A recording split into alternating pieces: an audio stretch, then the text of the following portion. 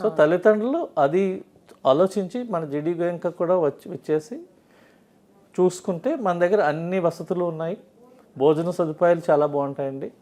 Especially మనం దక్షిణాది వారికి అనుమానం ఏంటంటే ఇక్కడ భోజనం ఎలా ఉంటుంది, చపాతీలే పెడతారా, ఈ సందేహాలన్నీ కూడా మీరు వస్తే మీకు నివృత్తి చేయబడుతుంది. ఇక్కడ అన్ని రకాలు దొరుకుతాయండి, ఇడ్లీ, దోశ, పూరి, బిర్యానీ, రైస్, అన్ని రకాలైన భోజన వస్తువులతో. ఇప్పుడు ప్రస్తుతం ఇంటర్నెట్ యుగంలో స్విగ్గీ, జొమాటో ద్వారా కూడా పిల్లలు ఆర్డర్ చేసుకుంటారు వాళ్ళకి నిజంగా బోర్ కొట్టినప్పుడు.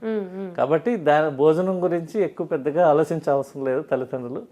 ముందుగా వాళ్ళు ఆలోచించాల్సింది పిల్లల యొక్క అభివృద్ధి, పిల్లల యొక్క ఏంటి వాళ్ళ ఇష్టాలు. ఇష్టంతో చదివితే కష్టం ఉండదు.